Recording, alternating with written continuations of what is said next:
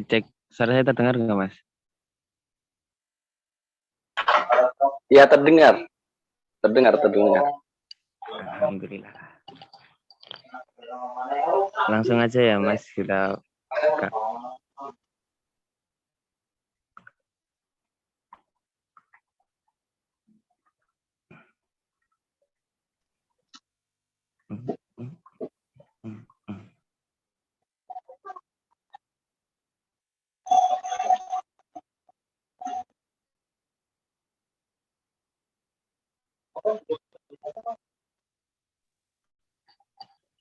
Baik, untuk menyingkat waktu langsung saja ke pertanyaan ya, Mas.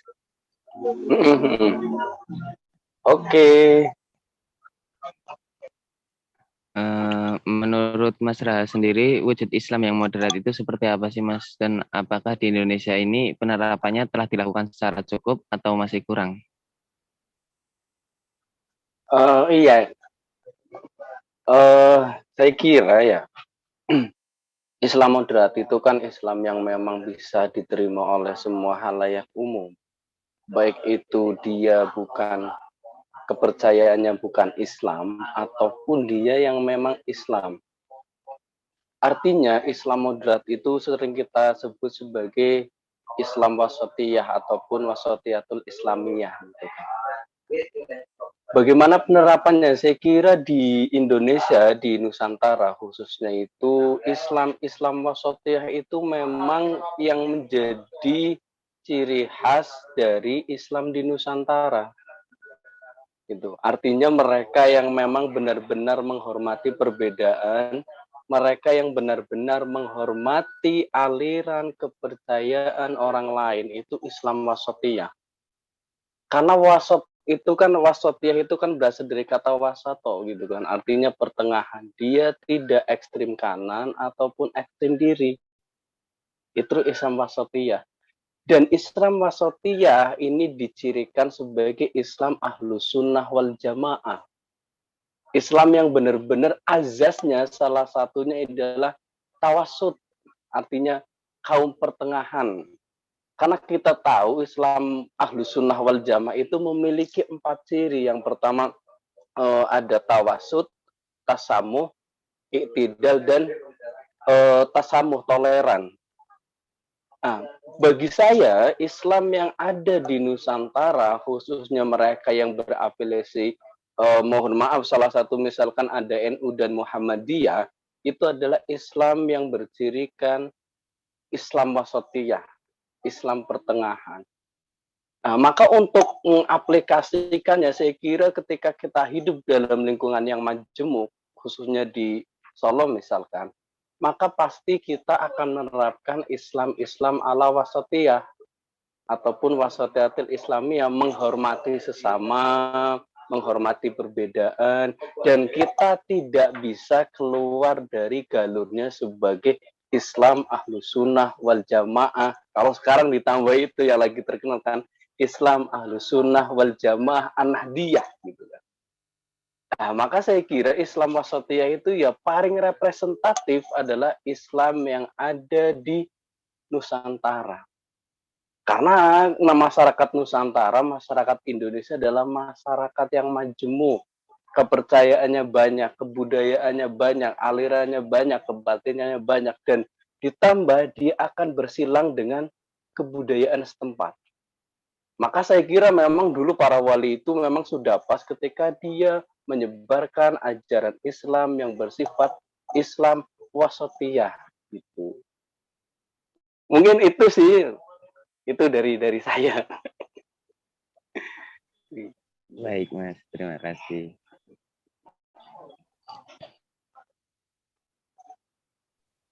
Untuk pertanyaan selanjutnya yaitu itu, Mas. Bagaimana tanggapan Mas Raha mengenai ketetapan hukum orang yang dalam amaliyahnya itu berdosa? Misal seseorang itu membunuh atau mencuri, tapi lalu ia bertobat. Apakah ia pantas masuk surga atau tidak menurut Mas Raha sendiri? Iya, saya kira kalau kita berbicara bingkainya Ahlus sunnah wal jamaah gitu kan. Kalau Islam wasatiyah gitu kan. Saya kira orang yang berbuat dosa sebesar apapun gitu kan. Entah itu dia membunuh, entah itu dia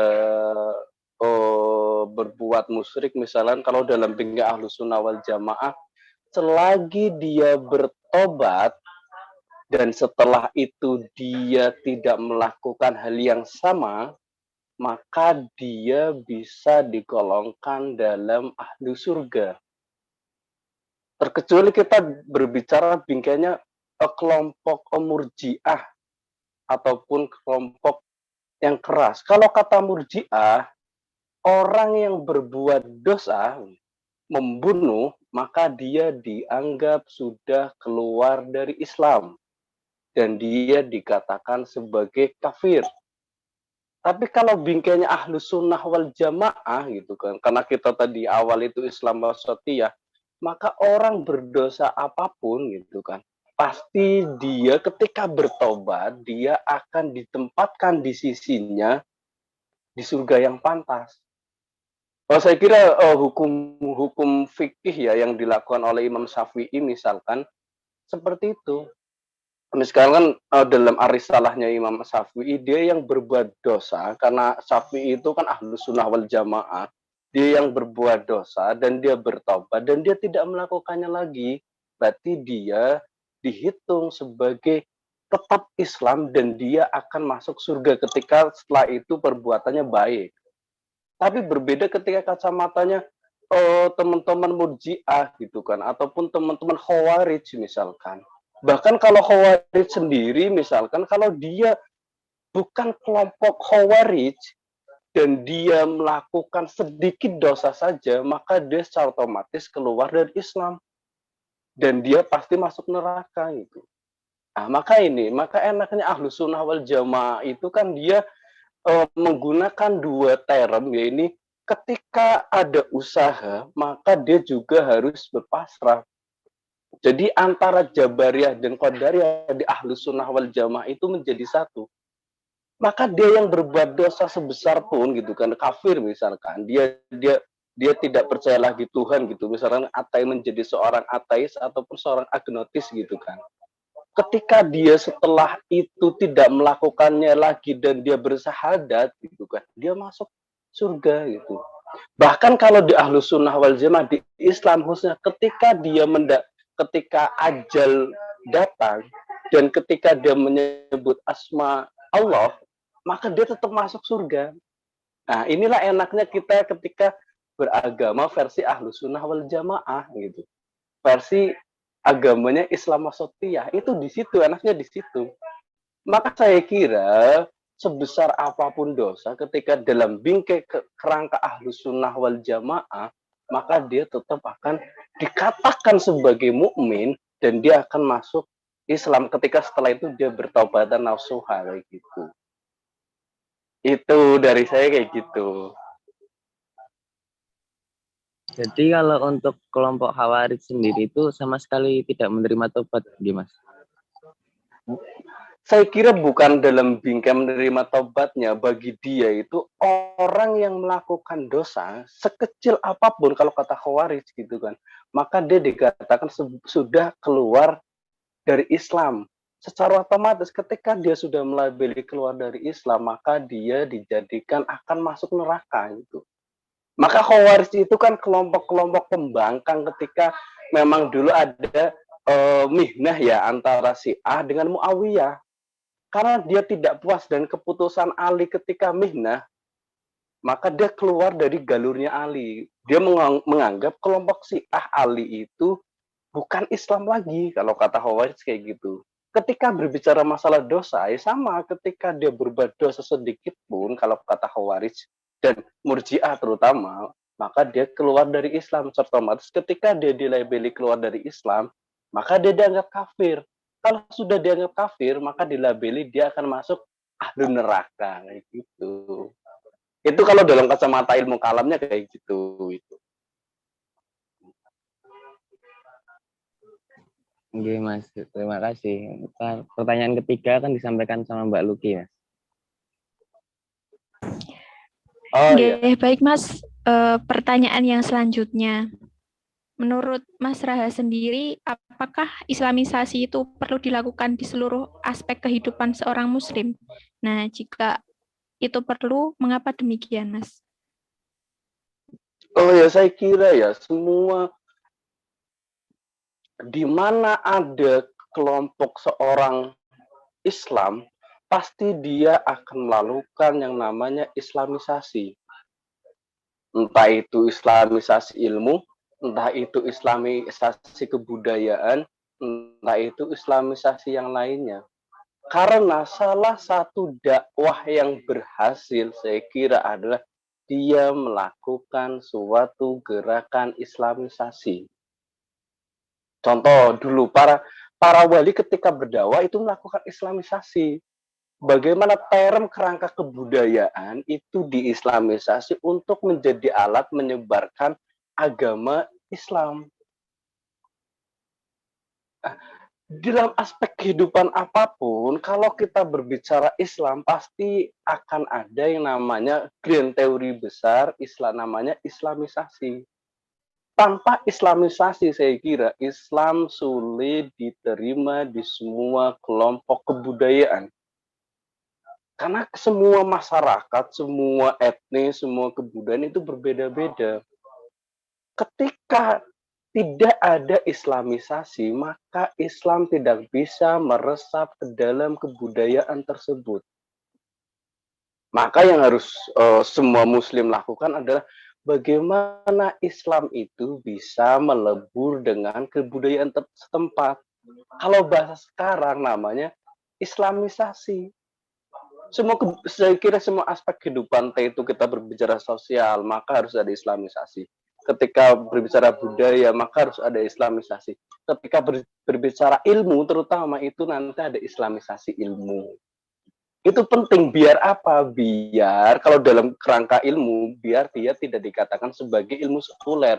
Dan itu sudah dilakukan oleh para ilmuwan cendekiawan kita di era Muawiyah, Abbasiyah gitu kan, kemudian Utsmaniyah dan kawan-kawannya gitu. Kalau di Jawa, di Nusantara itu ada namanya Islamisasi kebudayaan sebagai alat untuk mendakwahkan ajaran Islam di dalam kebudayaan tersebut. Kita lihat di Jawa misalkan, di Jawa itu ada dua term besar. Yang pertama disebut sebagai Islam Jawa, yang kedua disebut sebagai Jawa Islam. Islam Jawa adalah ajaran Islam yang dibingkai dengan kerangka adat kebudayaan Jawa. Misal kita tahu ada sekaten. Sekaten itu berasal dari kata sahadatain, artinya mensahadatkan orang-orang yang belum percaya terhadap ajaran Muhammad. Itu sekaten. Itu falsafahnya sekaten di situ. Maka itu adalah suatu islamisasi. Karena kita mengislamkan orang-orang yang belum iman di situ di acara sekaten. Maka sebelum kalau teman-teman sudah meneliti ke lapangan, ketika sekaten di Keraton Surakarta, Keraton Yogyakarta, pasti awal mula yang dibaca adalah dua kalimat syahadat. Karena itu namanya sekaten. Sekaten itu sahadatain, artinya dua kalimat syahadat. Nah, itu salah satu ciri dari Islamisasi. Kemudian yang kedua ada yang disebut sebagai Jawa Islam. Jawa Islam itu artinya ajaran-ajaran Jawa, ajaran-ajaran Jawa yang dibingkai dengan kerangka Islam. Misalkan ada kerangka Ngapati, ada kerangka Mitoni, itu kan ajaran Jawa, ajaran yang memang sudah ada sebelum agama Islam, tapi dibingkai dengan kegiatan-kegiatan Islami. Misal ketika Ngapati 4 bulan itu kita membaca surat Yusuf, surat Maryam, itu kegiatan Jawa yang dikemas dengan kerangka Islam. Nah, itu Islamisasi. Misal sekarang hari ini kita tahu ada pagelaran wayang. Itu salah satu Islamisasi yang dilakukan oleh Sunan Kalijogo. Dengan kerangka apa wayang? Bagaimana dia menggunakan wayang itu untuk mendakwahkan, mensiarkan ajaran-ajaran Islam. Islamisasi gitu kan, tumpengan Islamisasi gitu kan, apapun kegiatan kebudayaan apapun yang ada label Islamnya itu dinamakan sebagai Islamisasi. Saya kira semua aspek kehidupan pasti akan menyublim dengan kerangka Islamisasi. Tanpa kerangka Islamisasi, Islam sulit dipercaya oleh masyarakat sekitar, terutama masyarakat yang memang kental dengan adat dan kebudayaannya, kental dengan sosial kulturnya, kental dengan kerangka ilmunya, pasti dia akan melakukan proses Islamisasi. Selama itu ada umat Islam, selama ada kelompok umat Islam, maka pasti akan ada yang namanya proses Islamisasi. Begitu. Itu dari saya seperti itu, kayak gitu. Baik, Mas. Terima kasih atas jawabannya. Lanjut ya, Mas, ke pertanyaan yang terakhir. Nah, menurut pandangan Mas Raha sendiri, sejauh mana sih implementasi kalam yang ada di masyarakat Indonesia saat ini? Ya, saya kira kalau berbicara masalah kalam ya, karena yang tahu ilmu kalam itu ini secara akademik ya. Yang tahu ilmu kalam itu dikatakan ilmu kalam itu kelompok cerdik cendekia mahasiswa.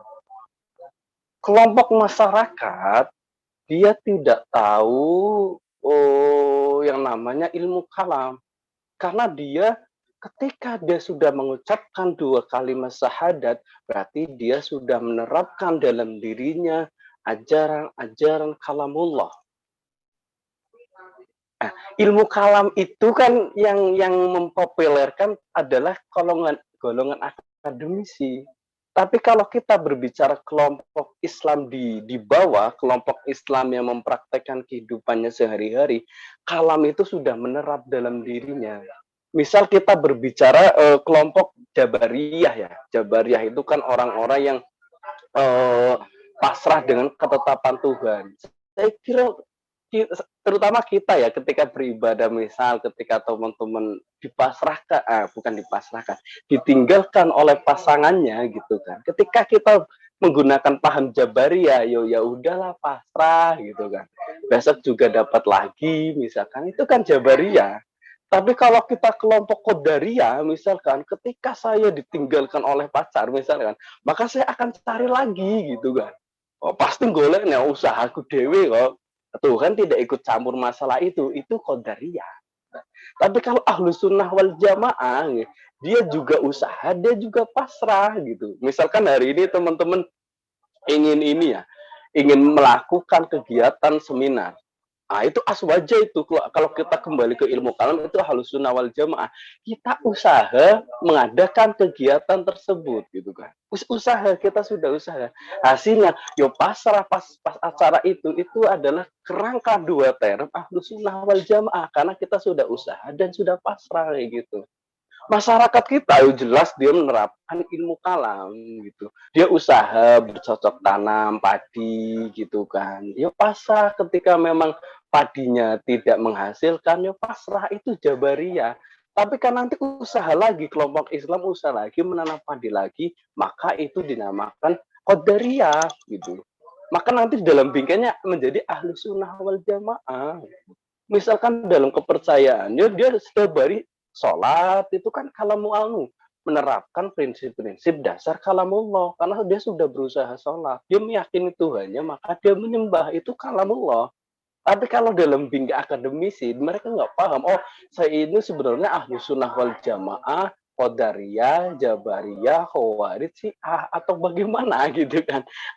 Kalau kita meyakini ahli gitu, kalau kita di ini ya kelompok NU misalnya, kalau kita setiap hari baca diba itu kan ada khusus untuk Sayyidina Ali. Oh, berarti saya si ahli gitu kan, misalnya kayak gitu. Oh, ketika kita sholawatan dan sebagainya, ketika ada kata-kata Ali ataupun apa, berarti saya sunninya versi Sunni Syiah gitu. Misalnya kan kayak gitu. Tapi yang jelas saya kira implementasi kalam, terutama berbicara tentang kalamullah itu ajaran-ajaran Tuhan, ajaran-ajaran kenabian Muhammad itu pasti dia sudah mengimplementasikan ilmu kalam.